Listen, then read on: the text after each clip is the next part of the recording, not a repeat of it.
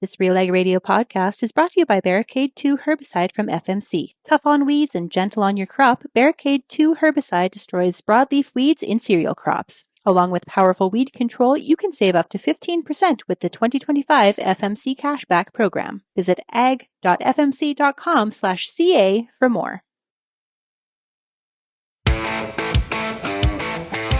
It's time for RealAg Radio on Rural Radio Channel 147 on Sirius XM.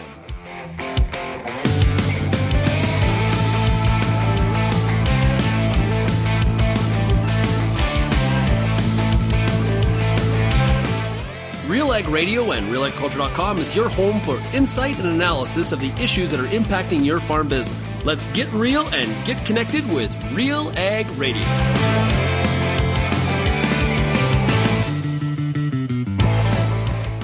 Welcome to RealAg Radio here on Rural Radio 147 at Sirius XM. Shaun Haney, your host here on this Tuesday edition of the show. Thanks so much, everybody, for making RealAg Radio and Rural Radio 147 a big part of your workday.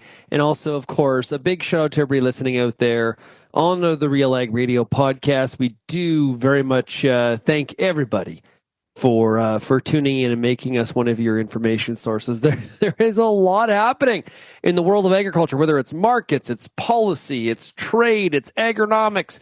There is lots to chat about, talk about, and try to break down for everybody. We're having it's busy times around here. If you have any feedback on today's show, we'd love to hear from you. Send me an email, shaney@realagriculture.com, or of course you can call the RealAg feedback line 855-776-6147. You know, I talked to yesterday that here's an amazing stat. We on the road the past 2 months, doing a lot of events across Canada and the U.S., and you know, it's that time of the year, right? The January, February, March are like that. Yesterday, Monday, I had my first office day in 2 months. 2 months. So it felt kind of weird. It kind of felt great, actually, to be settled into one space. So looking forward to today's program. Today on the show, we're going to be joined by the brand new, minted as of Friday, the new Minister of Agriculture and Agri-Food. It is Kody Blois out of King's Haunts in Nova Scotia. He was the Parliamentary Secretary for Agriculture under Lawrence Macaulay for a very short period of time. He was also chair of the Ag Committee. He now is the Minister of Ag, and we're going to talk to him here on the program and get some of his priorities. Kind of a short window, but he has hit the ground running. Full steam ahead as he's taken advantage of all the time that he has here as Ag Minister, whether it's for the long term or the short term. A lot of talk and expectation that's going to be an election here very shortly. Potentially, well, I guess we could see the call here over the weekend, or we could see maybe a non-confidence motion on Monday when Parliament returns. Who knows what the scenario is, but everybody's kind of banking on the fact that we're going to have an election here very, very soon in the early spring part of 2025. So we're going to get Blois's, Minister Blois's opinions and thoughts on what needs to happen. I know that he has some strong opinions on the future of agriculture, and a bit of a different vibe from Minister Bibeau or Minister Macaulay, indeed. I promise you that for sure. We're also going to hear today from JP Gervais. He's Chief Economist with Farm Credit Canada. We're going to hear his thoughts on the land value report that FCC put out late Monday night, looking at land values for the end of the year for 2024, and any surprises, which provinces did the best, which ones are underperforming from a land appreciation perspective. And of course, JP's got a lot of thoughts on all of that. And we'll also have an announcement of a new season of the Pests and Predator podcast. So we'll do that as well here today. We'll be talking to Rachel Pizante here today on the program, who's a PhD student at the University of Alberta. Let's take a break. When we come back, we've got the new Minister of Agriculture and Agri-Food, Kody Blois, right after this. Hi, I'm Lindsay Smith. Joining me now is Kathy Jordison. She's the board of directors for Genesis Fertilizers. How will Genesis Fertilizers help mitigate risks related to pricing, supply chain disruption, and input costs for farmers? What happens with an investment in Genesis is that the price going up and down won't matter so much to the farmer who's getting their fertilizer from the plant, who's actually a shareholder in the plant, because if it goes up, their profitability goes up because they get paid at the end of the year what the profit of the plant is. The other ones just benefit because there's more product available in Western Canada, so it helps mitigate the price risk. So this changes the makeup of inputs in Western Canada in that the farmers get more power. For them, they then are basically controlling one of the big plants. So it kind of allows the farmers in Western Canada to get more control over their own destiny. That is genesisfertilizers.com. You've got all the information there on how to be involved and updates. If you grow soy or edible beans in Ontario, you know that Sclerotinia white mold is no joke. Yield loss can be devastating, and timing fungicides can be complicated. But did you know there's a new seed treatment that can help mitigate yield loss? Start the year off with your best foot forward against disease. Ask your seed supplier or local Agri-Mart group to pre-treat your beans with Heads Up. Part of a complete white mold management plan, ask your seed dealer about Heads Up today or visit headsupst.com. And welcome back to RealAg Radio. This segment is brought to you by Excite Biotechnologies. They're a Canadian company providing made in Canada inoculants and biologicals. From nitrogen to phosphorus, let us help you find the best solution. You can reach Excite Bio by going to their website, excitebio.ca, or call 1-855-XITEBIO. Okay, we're going to talk politics now. Lots happening in the world of agriculture. And Canada has a new Minister of Agriculture and Agri-Food, no stranger to Real Agriculture and RealAg Radio. It is Mr. Kody Blois. Minister Blois, it is great to chat with you. Shaun, it's always a privilege to jump on the show. You do a great job highlighting the issues. And like you said, I'm no stranger, but to your listeners out there, really pleased to talk about the portfolio, a lot going on in the world and what we're trying to get done. Yeah, so we're going to get into some of those issues. But first, I want you to kind of reintroduce yourself to the audience. Give us some of your background. Just, you know, sure. Who is Kody Blois? Look, I proudly serve the constituency of Kings Hants in rural Nova Scotia in the Annapolis Valley in Hants County. Dad drove a truck. Mom's an administrative assistant. I don't come from a political family per se, but I jumped into this. I'm a former athlete, draft pick of the Halifax Mooseheads. So for most of your listeners, OHL or WHL equivalent in the Maritime provinces. So, you know, I'm a sport guy at heart. Big country music fan. And look, I got into politics because I wanted to give back to my community. And so I had started a couple different not-for-profits. I have a Master of Management in Public Administration. I was practicing law before my predecessor, Scott Bryson. Some may remember his name. Yep. He decided to step down in 2019 from Prime Minister Trudeau's cabinet, and the seat opened. And I've had the privilege of serving for the last 6 years as the MP. Now, for those listeners that may not know Nova Scotia agriculture well, Kings Hants is the most important agricultural hub, I'll say, certainly Nova Scotia, but I would say Atlantic Canada as well. Smaller in comparison to some of the big provinces out west and Ontario, but you know, we're important in a regional context. And so I have a lot of touch points. I have a lot of farmers in my riding. They have been very good to educate me, to engage with me about their needs over the last 6 years. And on the parliamentary side, I was the chair of the House of Commons Standing Committee since 21. So, you know, that's a great way to get a sense of the national stakeholders, the national issues. And then I had the privilege of serving as the parliamentary secretary for just a short period before Mr. Carney put my name up for cabinet. So what did you try to accomplish over the weekend? I saw a bunch of social media posts. You were making some calls and doing some things. What were the key priorities over the weekend? You became minister on Friday, so working fast. Look, we had a full, very productive day on Friday, Saturday. I let my team have a little bit of downtime on Sunday morning, but I know I have a short window here. There's a lot of uncertainty around what could be an election coming down the line. The Prime Minister has been very clear. We can't control the external events on the geopolitics of the world. We're dealing with a U.S. administration that is far more hostile in the trading relationship than, perhaps ever, or certainly recently. I know the impacts are very real on producers because of Chinese tariffs. and we can talk about that. But this is a difficult time. So we have to control what we can control in this country. My message to my deputy minister on day one, I want a list of things on Monday morning on my desk that are non-cost in nature, that are things that industry has been raising, that we ought to be able to get done with the proper focus and the drive that is necessary, and the culture that I'm looking to establish here. Look, my deputy minister has been great, and the civil servants and I've got a great ministerial team. We are focused on what we can get out the door in the time that we have remaining that are concrete measures to support farmers. And some of this is red tape. Look, you know your audience. Look, big programs are important. We can talk about tariff support and kind of what we're trying to do within that bailiwick. But sometimes farmers just go, get the hell out of my way.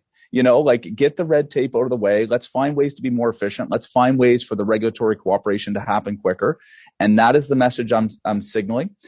I'm very close to having some things that I think the sector will really like and support. You might have to have me back on the show on Friday. We'll see what we were able to get through, but we're getting some things done quickly that I think the sector is going to really appreciate. And of course, we're dealing with the situation of the uncertainty, where I know there's a lot of stress out there in the agriculture community because of the uncertainty. Yeah, a lot of talk about interprovincial trade barriers being this low-hanging fruit for Canada, but that's easier said than done. Like, for example, what I keep on hearing is one of the hangups on interprovincial trade barriers being dropped is something like supply management, creating an issue and preventing that. So what are some areas that we can really tackle when it comes to reducing some of those trade barriers internally? Well, some of this, a lot of this is being driven by the provinces. I'm the federal minister of agriculture, and so we have a role to help convene provinces and territories to focus on those efforts. I had a conversation, for example, with Minister Morrow from my home province of Nova Scotia yesterday. He was asking about meat inspection. Those are conversations that we can look at. We got to be careful, though, because not all provinces are actually aligned in terms of what their standards are. And so we don't want to compromise the strong integrity that we have. But my job will be to, I've had conversations with nearly all of my FPT ministers so far to make sure we have an open line of communication. Minister Freeland is now responsible for that file on internal trade. I know it'll be a focus of hers. Depending on the commodity group, Shaun, some that the interprovincial play that are much more external and export focused, this is not nearly as much of a concern. I've got a wine and grape industry down in Nova Scotia, it'd be the same in BC and Niagara. It'd be a lot nicer if we could get those Nova Scotia wines to Ontario and those good Ontario wines to Nova Scotia. Those are some things that I think we can do, but it's creating a culture. My job, Shaun, as the minister, is to come in. We have 30,000 people at Agriculture and Agri-Food Canada and our requisite agencies. They do tremendous work. I'm proud of them. We sent out a message today from the minister, or I guess it was maybe yesterday, and I just wanted to give, and we'll make sure we share it with you and your team, but it's about leading with saying, how do we be focused concretely on the economic outcomes, the reduction of red tape, getting things done? And we are going to really focus on that. You know that I've been a champion around registration of farm products and how we can do things. More to be said on that soon. I'm hoping there's going to be some things that your audience is really going to like. But we're pushing it. And I want to have a change agenda mandate in this department. When I sat down with Prime Minister Carney, one of the things that he said to me is, he said, if we want to have the best growth in the G7 and we want to be the strongest economy, which has been his central message, he said agriculture has to be at the heart of that. With all due respect to our outgoing Prime Minister, I don't know if we ever heard that level of messaging. You're going to hear more from Prime Minister Carney about the way that we can use our natural resources, our agriculture sector, the endowments that we have as a country to drive economic success. And we have to. We're in a moment that it really matters. One of our challenges, though, we cannot do that without trade. And we're having a hard time finding some dancing partners. We got challenges with the U.S., obviously. The issues now were ongoing issues, I would say, that have been ramped up with China. Prime Minister Carney was just in France on Sunday, meeting with Macron, and he was Macron was talking about, hey, we need trade, we need free trade agreements. Well, France hasn't even ratified the CETA agreement that was signed back in 2016. How do we make agriculture really the integral component of increasing Canada's productivity and GDP if we don't have really great trading relationships? Well, look, you hit it on the head to a certain extent. I'll meet you in the middle somewhere there, Shaun. I mean, Canada is the only country in the G7 that has a trading relationship with all other G7 countries. It would be important for me to complement Minister Macaulay and his work. He spent a lot of time in the Indo-Pacific trying to build those markets, which are particularly important for Western producers. So, we have access to markets. But again, the thing I have heard loud and clear in the 6 years that I've been a parliamentarian, one thing to have it on paper, a different thing to have it concretely. And so the conversations I had with the president of the CFIA yesterday were, how can we get into the nitty-gritty of making sure that we actually are working very closely with the regulatory agencies in those areas to further drive cooperation? The markets are one thing. The businesses, the farmers, the exporters, they'll take care of that. It's about government and regulations and the regulatory authorities working closer, more harmonized, and getting out of the way so that we can make sure there's that trade back and forth. So those were concrete conversations. We had the Minister of Agriculture for Ireland here yesterday in Ottawa. Or I guess it was the Minister of State, but still works with Minister Hayden from Ireland. And again, it was something I raised on CETA. They haven't ratified it, but what I understand to be true is that the actual trading implication is aligned with CETA. It's more of a political formality at this point. But yes, these are the things that we have to do. Now, to your listeners, the Prime Minister has gone to Europe in the time that he has remaining potentially before a writ period. Opposition parties are talking about taking us down. Maybe the Prime Minister will choose to go to the Governor General himself. We don't know that. But we have a short window. He chose to go to Europe. My message to your listeners, Shaun, is we also understand the importance of the Pacific. We understand the importance of the Indo-Pacific and partners there. I am acutely aware of the importance of the Chinese market to our exporters, particularly in Western Canada and our farm producers. And the first call I had when I was the minister, we were in the car, we went from Rideau Hall, we're over to our first cabinet meeting. My first call was to Minister Harrison in Saskatchewan for two reasons. One, they're dealing with major issues. Canola oil, canola meal, that's a big part of the Saskatchewan prairie economy. I get it. I wanted to have conversations right away about what we can do and make sure there was an open line of communication. The second piece, as the Minister of Agriculture, I have to be a federal champion for Western Canada. That is part of what I want to bring to the table. I'm a Nova Scotian. I'm a Maritimer, proud to be from the province. I'm the first Nova Scotian to ever be the Minister of Agriculture at the federal level, which is something I take great pride in. I'm also the youngest minister in the history of this country in this portfolio. But I want to make very clear to your audience, which I know is Western-based heavily, that I care about the industry, that I'm cognizant on the China dynamic and the United States. What I will say is I am feeding in information to Minister Joly and Minister LeBlanc. It's a very delicate situation. I don't want to come on this call and be disingenuous that, I have a crystal ball or that we can solve these things overnight. But those are dialogues that we're having because it is a very difficult situation where we have two major superpowers in the world that are in that frankly, the relationship is tense. And we have tariffs in place. I know long term that is not sustainable. We are going to have to find our pathway forward as a country. But part of my job is to recognize that I know that impact, that I'm cognizant of it, and I'm finding ways that we can contribute on the commodity considerations, whether or not they are more Europe-based, United States, or in the Pacific or with China. I'm aware of it, and I'm contributing even if you're not necessarily seeing it. Yeah. FP Genetics brings new seed genetics to Canadian farms, empowering growers to thrive in an ever-changing set of conditions. Visit fpgenetics.ca to discover FP's dynamic portfolio of seed and to contact your local FP territory manager. Gain a genetic advantage and experience the next wave with FP Genetics. We're going to have more of my conversation with the Minister of Agriculture and Agri-Food, Mr. Kody Blois, right after this. Growing corn? With Envita, you can cut your nitrogen and maintain yield, or maintain nitrogen and increase yield. Envita takes nitrogen from the air and turns it into nitrogen for your corn. It provides a right place, right time source of nitrogen to maximize your yield. Farmers who use Envita see healthier plants, bigger cobs, and less tipback. Envita is guaranteed to add more bushels to every treated acre. Start growing with Envita. Visit azotic.com to learn more. That's azotic.com. Get all the information you need to keep your pulse crop healthy and profitable with the Pulse School on RealAgriculture.com. The Pulse School is a free YouTube video series covering agronomy, research, and more across a host of different pulse crops. It's also available as an audio podcast wherever you download or stream your favorite podcast. Check us out on YouTube or visit RealAgriculture.com. The Pulse School, brought to you by BSF Canada.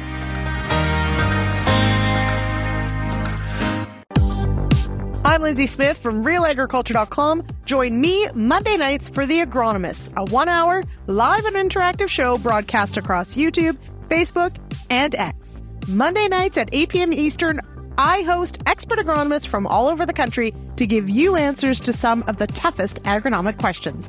Join us live or catch the replay Tuesday morning. That's The Agronomist with me, Lindsay Smith, Monday nights live at 8 p.m. Eastern.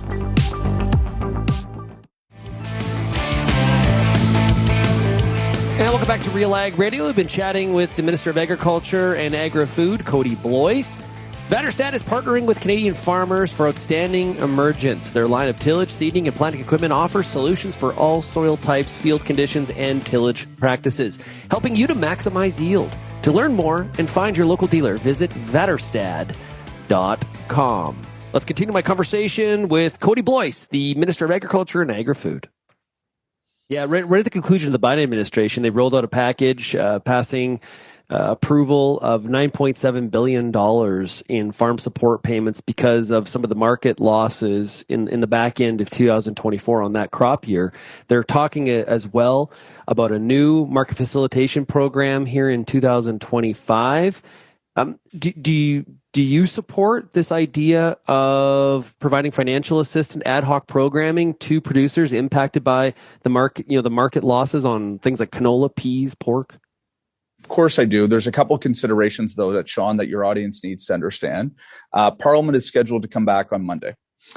We just talked about the uncertainty about whether or not a federal election will come before that, or if the opposition parties bring us down, if Parliament were to go back and not actually support the speech from the throne.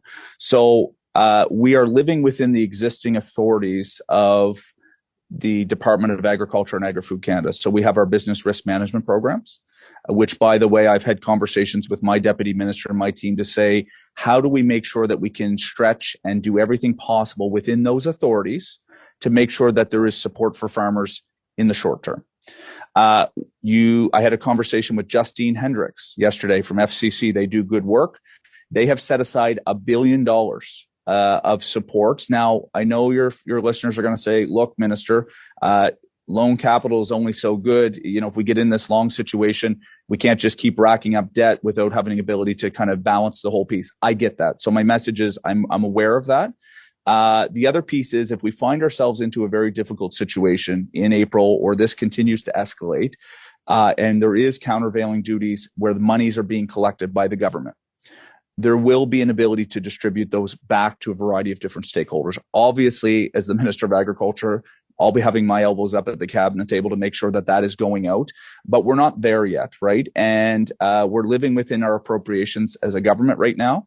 But yes, my commitment is that we would be doing things to make sure that we soften the blow. I'm looking at every tool available in my toolkit right now. I've had the conversation with the provinces and territories. We're hoping that, our deputy minister and our team, we can explore all flexibilities. Now, Shaun, it's important to recognize it's not just my purview. This is a provincial Fed-Prov cooperation. So if we try to move something on the federal side, we're going to need buy-in from the provinces and territories. So to be determined. I will try to do whatever I can and have something to show on this side. And again, my deputy minister has actually said we've already done some things on this side. As I get briefed up, that is an absolute priority point, because we want to do everything we can. Of course, I could talk about advanced payment program back up to the $250,000. I don't say that, as in it being a silver bullet, because, by the way, the message that we have to send here, this is going to be difficult. We're not going to have the tools to be able to solve all issues, but I am going to be focused every single day, every minute, to make sure that we're doing everything we can, both on supports on the tariff-related impact and the geopolitical challenges, but also in-house. What can we do to get rid of things that are redundant regulations, that are old regulations, that are unnecessary bureaucratic stuff that is just a pain in the butt for our agriculture community? I am going to be deeply focused on that question. Again, I can't tell you quite what we're going to hopefully get across the line by the end of the week, but I think you'll like what you're seeing. I think you'll like the messaging that you're going to be seeing from me in this new role, because we have to be sharply aggressive on this.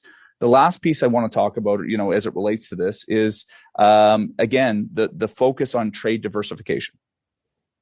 I was just on with Minister Lamontagne. Every region of the country has a different perspective on this as well. Like, you talk to a certain minister, you're talking to Harrison. Look, we got to go feed the world. If you're in the Atlantic, it's a bit of a both. How do we build up local food security, and how do we make sure, our horticulture, our apples are going to the U.S. We're highly reliant on the U.S., we've had conversations about what we can do elsewhere. Talk about PI potatoes, for example. How do we find different markets? But it's a mixture. Quebec, again, very focused on how they can build up that local food security within the province. I respect that. That's important. There's also an exporting aspect to this. So each province and region has a different view. My job as the federal minister is to work through that and try to make sure that we have concrete measures that each part of the country feels as though we're coming along with this together. But trade diversification, those two words are things that people want to hear in Western Canada. We're committed to it. Obviously, if we were to go in an election in the next couple of weeks, I will have a role on a platform as the minister responsible. I'll have an ability to have a pen on that. Those are going to be big focus areas for our party. Shaun, while we have the time, because I know you only have so much, always happy to come on here with your audience. I want to talk about carbon pricing, and I want to talk about clean fuel standards. So the first act that Prime Minister Carney did, first act of office, the cabinet, removed the consumer carbon price. This is good news for farmers. Now, in my job, and we didn't talk to your audience, but that I fought very hard against Prime Minister Trudeau to get changes to that policy because I fundamentally felt it was not meeting the needs of rural Canada. Yes, we want to have environmental progress. God, any Canadian should, there's challenges out there. But right now on the depth list, it is economic security, it's defense, political and economic sovereignty. How do we, it is fifth or sixth at least on the depth list. But I think Canadians still want a government that's focused on it. I fully applaud that the Prime Minister took this measure. This will be relief, particularly on the natural gas and propane. Your listeners will know on-farm fuels for diesel and gas were already exempt for marked fuels on farm, but natural gas and propane, the last government had missed that. It was too bad. I don't want to sound too partisan. It was too bad that the Conservatives filibustered their own damn bill on C234, that we didn't get that through, but now we have that measure. In April, the checks that do go back to the agriculture community will continue, as will to the checks to small businesses, which is important, but the price signal is eliminated. That's really important. Poilievre now wants to get rid of the industrial price, and he wants to replace it with more government spending to reduce emissions. I'm going to be honest with your audience. I think it's a foolhardy idea, and here's why. The industrial carbon price is actually a tremendous opportunity for the agriculture sector. I had this conversation with Prime Minister Carney because he has been talking about, look, we're going to keep the industrial price, but we're going to widen the scope of how the large emitters can actually reduce their emissions and show that. So right now it's relatively limited. It's a trading system, Suncor between Irving, Algoma Steel between, what other large emitter. It doesn't allow it to go out. And so the Prime Minister has talked a lot about hybrid vehicles, EV vehicles, heat pumps, things that you can get credits for that the companies could actually say, well, look, Shaun Haney bought a heat pump in his house. God, we're going to give him $100 for that because that's what the credit's worth. And that will actually reduce our emissions. Well, what a great opportunity for agriculture.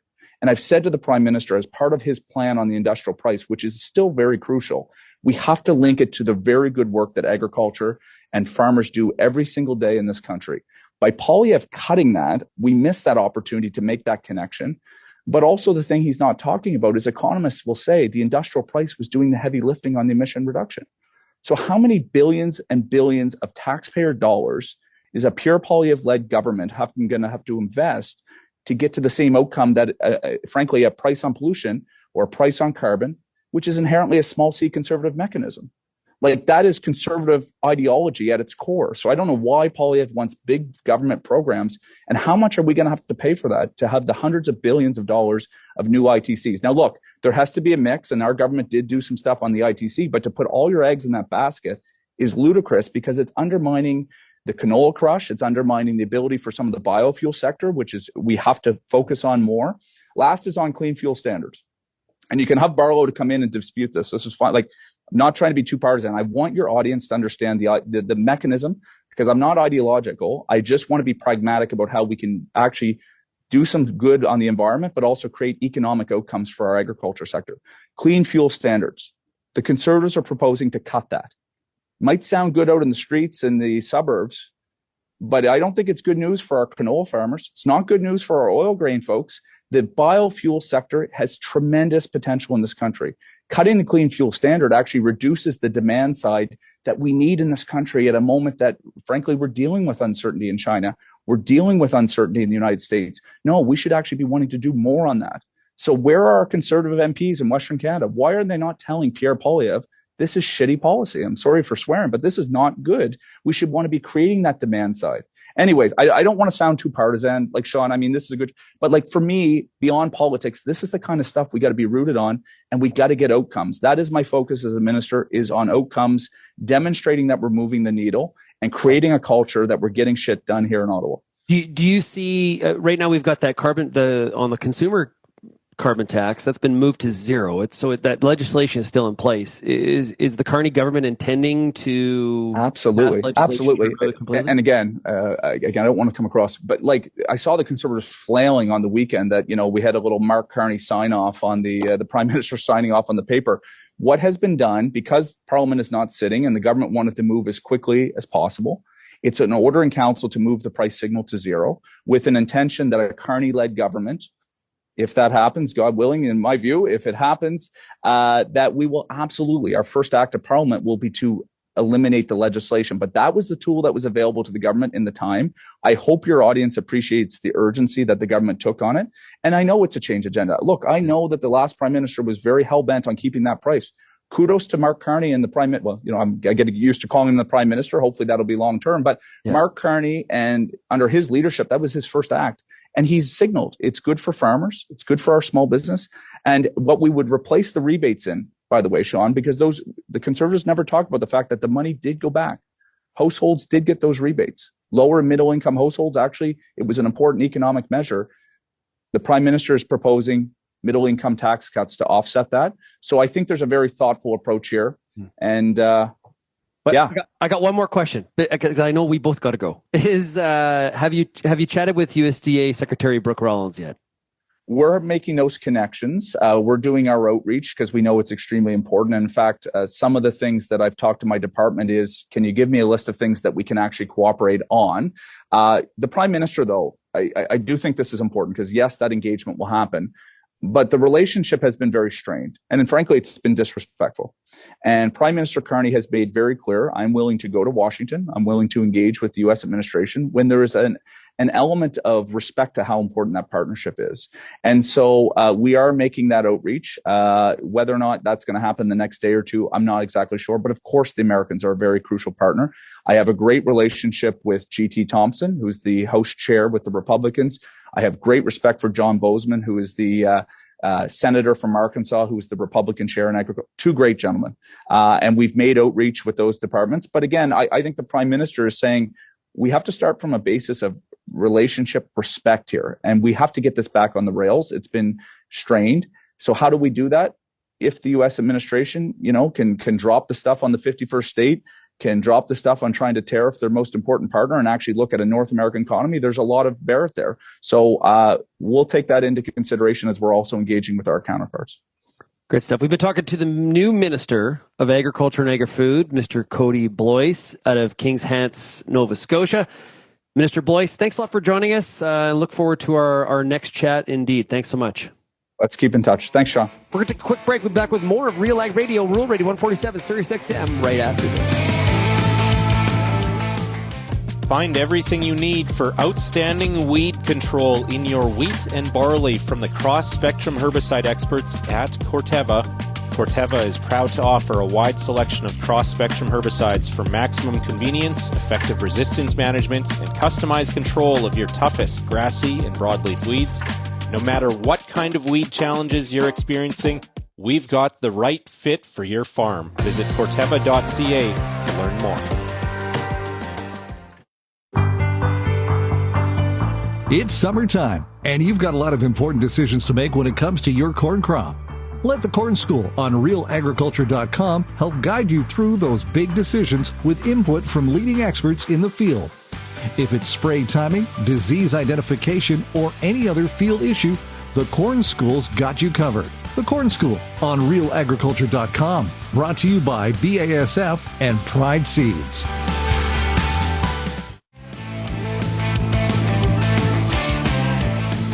And welcome back to RealAg Radio here on Rural Radio 147 at Sirius XM. We've got some exciting news. Very exciting. I am stoked about it. We have a new episode of the Pests and Predators podcast that's going to be starting here very shortly. Looking forward to it. And we're joined right now to chat all about it. It is a University of Alberta PhD student. It is Rachel Pizante, and she joins us right now. Rachel, it's great to meet you. Great to meet you as well. Okay, so from your perspective, I guess we've been doing the Pest and Predator podcast for a number of years now, but from your perspective, how would you explain it to the listener? What exactly is this? This is a chance for researchers to share their research, what they've been working on, with a broader audience and with the people who might actually benefit from the research we've been working so hard on. So it's a very exciting opportunity to share what we've been working so hard on.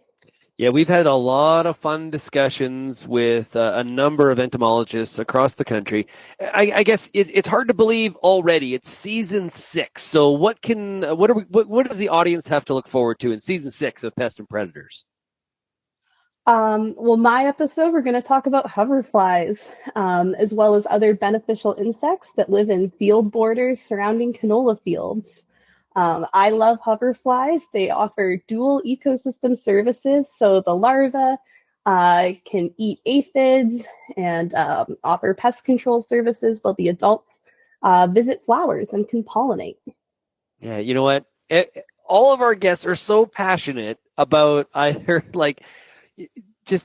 it's kind of fascinating because we talk a lot about in getting inside the canopy. And we talk a lot about beneficials, for example, as well in the Pest and Predator podcast. And I think a lot of times we don't, we think about the crop and we think about the pest. We don't necessarily think about the whole ecosystem that is inside that canopy. And Pest and Predator podcast really does expose that.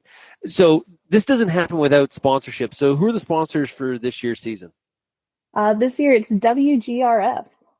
Great stuff. And they've been a sponsor since the very beginning. So big thanks to them for stepping up and providing funding and sponsorship for this season 6. So Rachel, I'm really curious. What got you into this field? What sparked your interest in being an entomologist? I wasn't interested in insects until I actually took a university course on invertebrate zoology, and we got to the insect section.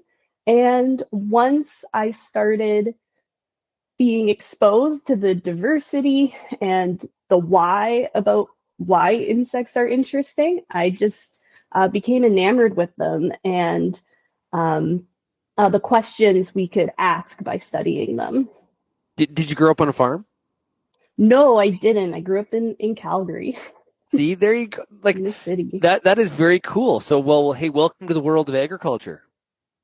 Thank you. It's been a very warm welcome. I really enjoyed my time working in the system.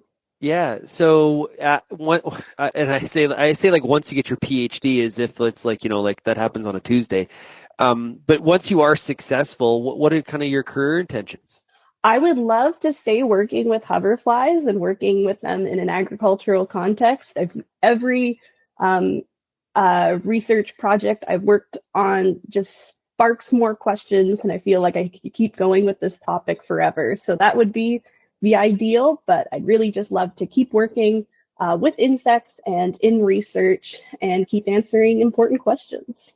Well, great stuff. Well, it is great to meet you. I'm looking forward to our episode where we'll have a discussion about those hoverflies, a big time passion for yourself, as well as all the other episodes in season 6 of the Pest and Predator podcast. Thanks a lot for joining me here today.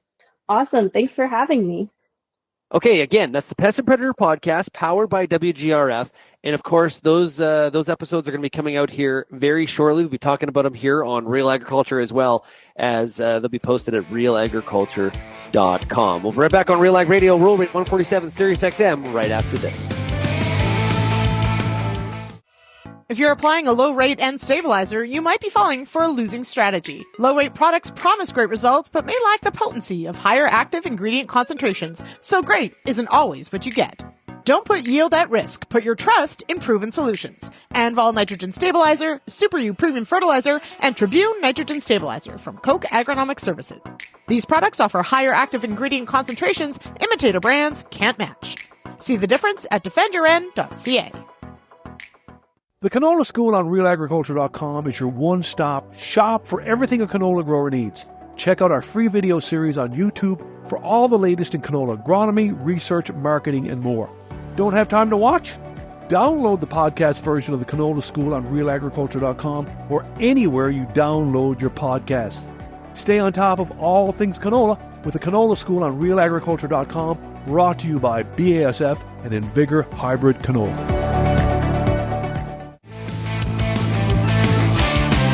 And welcome back to RealAg Radio here on Roll Radio 147 Sirius XM. Hey, fill up with your local co-op this seeding season. With full tanks, you can avoid the rush and start your field work at the earliest moment possible. Plus, with the spring early delivery program, you can save time and free up cash flow. Receive early on-farm delivery of high-quality fuels and delay billing at participating co-ops.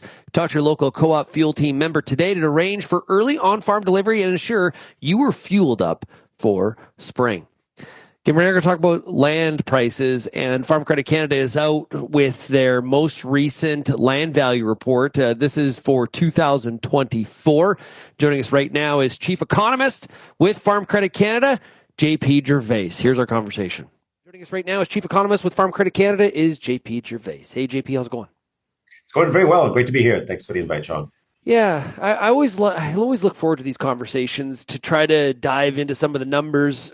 Now, I guess let's start nationally. Overall, what did land prices do in 2024? So the average, or the increase in the average farmland value in Canada is not, I'm still going to look at my numbers because this is fresh off the press here. 9.3% is the national average. And if you look at across the different provinces, so basically the report will offer a view within each of the province, so with an average for each of the province, and it will also break it down by regions, right? So there are tons of details. You can go to fcc.ca, download your free copy. You're going to get not only a percent increase, but as well as for each of the province and regions, but as well as a range of values. So an average value, low and high, that represents about 90% of the transactions that we have in our data set. So bottom line is a very complete, detailed report. I suspect we're not going to get into all of the numbers and details, but at the very high level, still going up, right? 9.3% average growth rate at the national level. A little bit below what it was in 2023. 23 was 11.5, and 23 was below what it was in 22, which was 12.8%. Now, the one thing is that when you compute the national average, this is a weighted average. So a province like Saskatchewan, representing roughly 40% of all farm acres in Canada, is going to get a lot more weight in the national average. And so if you look at a province of Saskatchewan on average, land values went up 13.5%.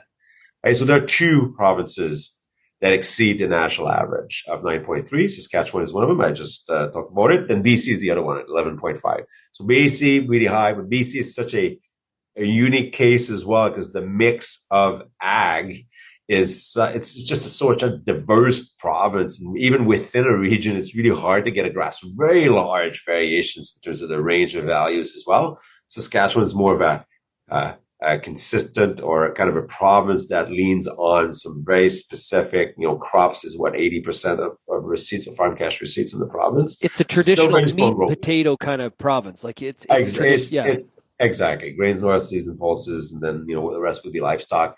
And then you got your provinces that are under the national average. You got, Alberta comes out at 7.1%, Manitoba at 6.5%. Ontario's a little bit lower than everybody else, like 3.1%. And the one thing is, like, people are quick to compare across provinces, right? And the one thing I'd say always is this, when you compare across provinces, same thing within, if you take Saskatchewan, which is kind of a province that's very well consistent in terms of the mix of ag activities, you still have to be careful comparing within the province across regions, because you need to at least look at a couple of years, even like 3 years, I would say, because this is not a market that's very liquid. We're talking about farmland, so takes sometimes a little bit of time for the markets to converge to a consistent valuation across the different things. So Alberta's 3.1, but I always point out, right, 21, 22, we had ranges of average increase of 20% in Ontario. So, and now we're at 3.1. We didn't see this for the other provinces. Just to round up the entire country, 7.7% in Quebec, and then a mix of diverse values or increases in Atlantic Canada, PEI at 1.4, Nova Scotia 5.3, and New Brunswick at 9%. So internally amongst your team, I'm sure before the final numbers are calculated, you do some kind of internal betting on how it's all going to shake out. Is this at expectations, or what were your thoughts heading into this? There's no betting, for the record. I was kidding, but no. I mean, we do have expectations coming in, and I may sound like a broken record a bit, because I think for the last couple of years I've said I'm always surprised. I'm a bit surprised, right? So if you look at 2023, what stands out? 2024, what stands out? Well, yeah, you mentioned it a little bit, right? We've seen interest rates come down, but for the most part, nearly half a year, we had the Bank of Canada rate at 5%. It's just like early June when we started to see that first cut. Then we had, consecutive cuts. I get that. But, for 6 months of the year, we actually dealt with elevated interest rates. And the one thing that stands out, obviously, is lower commodity prices, right? So, again, you look at the entire prairie receipts for grains and oilseeds and pulses. There's been a decline overall in Alberta, Saskatchewan, and Manitoba together of 11.3% in receipts of field crops. You look at the forecast, I think, well, to be fair, if you had forecast, when we forecasted 2025 receipts, it was basically suggesting that 2025 there was optimism in the air, right? And that's a bit of a different story now with all the trade disruptions and so forth. But the bottom line is we've seen commodity price come down. We've seen revenues come down, 11.3% decline in the prairies. And when it comes to receipts of grains, oilseeds, and pulses. So that's a bit surprising that we still end up with, in Saskatchewan, 13.1%. So I think previously I might have said 13.5, but the number is 13.1. So 13% is a very strong. So fair to say, I would have expected that those increases that we're reporting today would have been lower than that. And that's just like what the market's still very solid. I think supply, just to end on this, like supply, the role of supply of farmland being available is underestimated. There's just not a whole lot. And when something comes up, it doesn't take that many interested buyers, let's put it this way, to actually kind of generate the values that we're seeing in the marketplace. I think one of the things that I've wondered about is this sort of potential detachment from farm profitability and land values. And why I say that as well is, I hear a lot of concern about profitability here in 2025. There was some concern in 24. Like 24 wasn't a rock star year, especially in provinces like Saskatchewan. There was huge disappointment when it came to some of the yields. There's like the farming operation, and then there's the land investment operation. Like, are those is it kind of more separated than ever, or like were we more susceptible previously to farm profitability where we'd see more ebb and a flow? Like, boy, like I kind of wonder about this. What are your thoughts? So there's no denying that we've seen these two things, the farming operation, the real estate part of the business, decoupled from each other, right?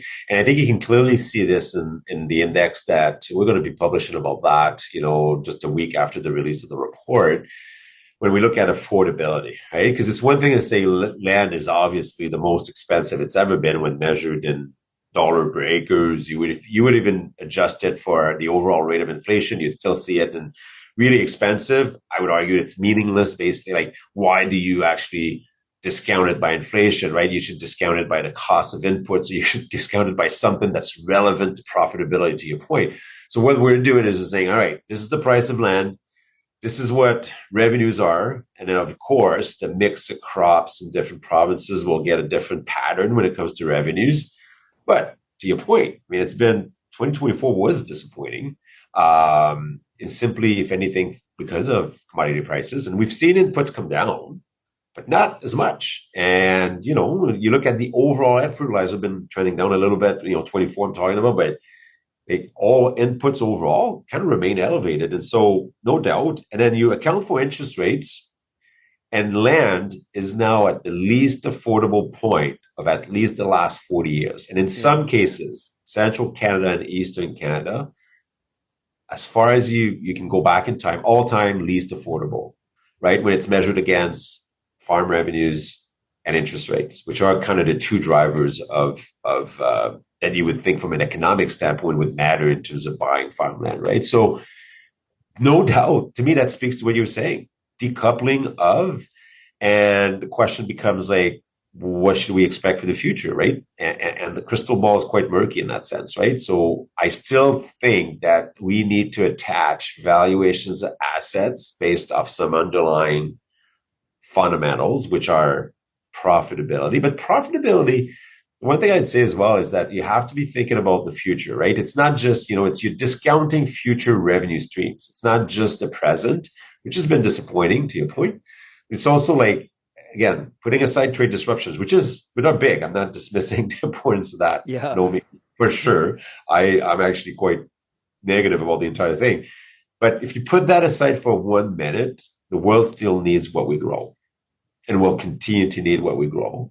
And to me, I think that's as well what it spells out in terms of the pattern we've seen in land values. But there's no doubt it's been decoupling from profitability. Yeah, I'm curious to what the return on asset ratios look like. It wouldn't be that enticing for somebody to be like, oh, there's an opportunity whatsoever. Can I say something like, so I think that's a really critical point to make, so that I think it's a unique sector, right? Can you think of a sector that requires as much capital and delivers such a small return on assets? I cannot think of any other sector that will deliver that combination on a consistent basis. So people could point out, well, mining requires a lot of capital. Yes, but look at the return on assets in mining. Yeah. It's going to be higher. Forestry? So it's interesting, Yeah. Would forestry be in there? I don't know. I don't know the returns, so I can't. And I don't know the capital intensity of it. But right now we're pushing that capital intensity of farming to highs that we've never seen before. Yeah. And so more capital, more exposure. I think we're still fairly, in terms of leverage, I think, if you look at some of the debt to asset ratios, any type of financial leverage ratio would suggest that we're not stretching too much.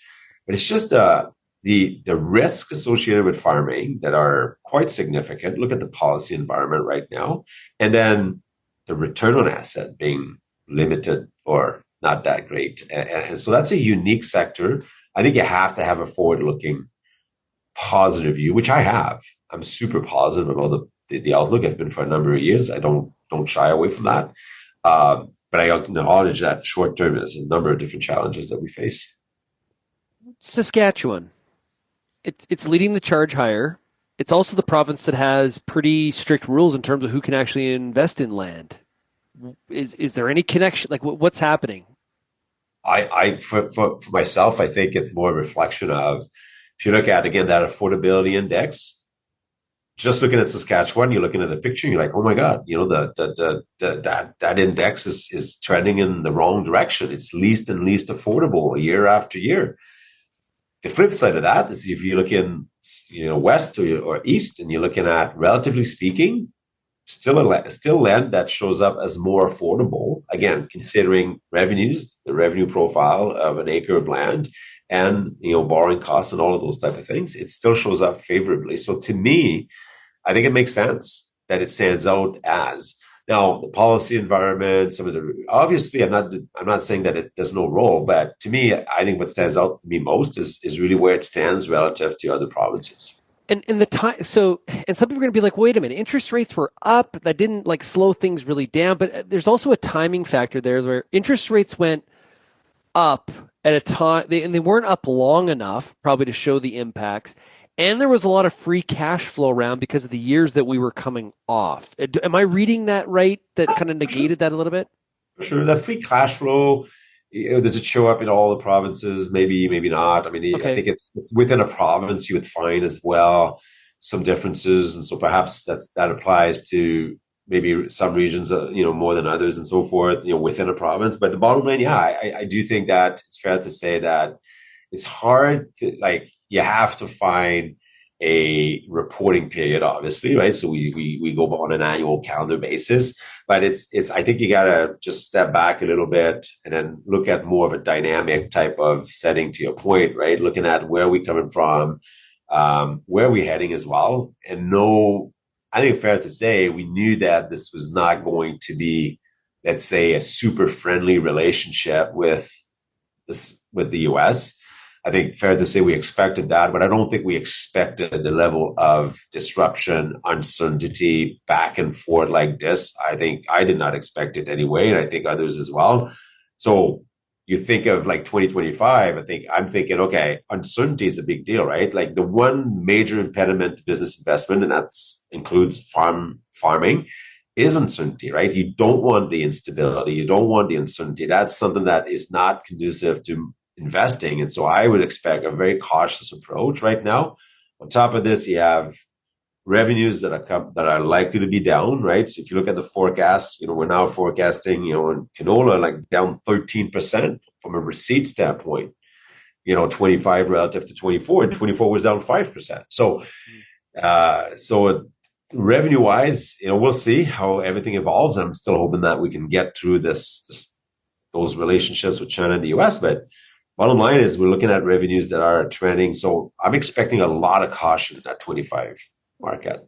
JP, we have a whole generation of farmers that have never seen land go down. Because it's been so many years. You have to go back nationally, early 90s, to actually have a decline. That's just more than 40 years. Or no, I didn't get my math right, but close to 40 years. So, and in some provinces, you have to go back 40 years before you'd see more than 40 years before you'd see a decline. So I'm not here to suggest that this is never going to go down. I think we've seen it. You've seen the farmland market go up and down in the U.S., but the swings have been a little bit larger in the U.S., which kind of just explains why you would also see somewhat smaller declines or small declines. Yeah. I think long term, I'm fairly confident, but I think we're staring at maybe a little bit of disruption here short term that is going to be really hard to navigate for farming operations. JP, if somebody wants more information on this year's report, where do they find it?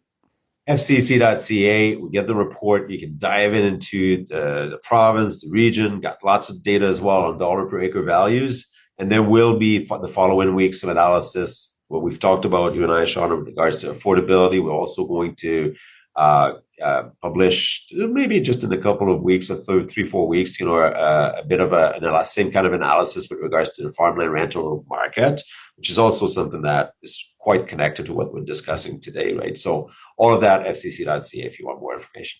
Great stuff. JP, thanks a lot for joining us here today. Always a pleasure. Thanks. Yeah, if you have any feedback on today's program, maybe what you heard there from JP Gervais, or maybe what you heard from Kody Blois, new Minister of Agriculture and Agri-Food, I'm sure you have some thoughts on some of the comments he had about the carbon tax, as well as opening trade lanes, diversifying trade, and potentially announcement at the end of the week when it comes to reducing red tape. You can send me an email, shaney@realagriculture.com. You can also call the RealAg feedback line, 855-776-6147. Thanks, everybody, for getting real and getting connected with RealAg Radio, and we'll, of course, chat again tomorrow. Cheers, everybody. Thank you for downloading this RealAg Radio podcast, brought to you by Barricade 2 Herbicide from FMC. 2 modes of action, a wide application window, and outstanding recropping flexibility make Barricade 2 Herbicide the right choice for cereal growers. Plus, you can save up to 15% with the 2025 FMC Cashback program. Visit ag.fmc.com/CA today.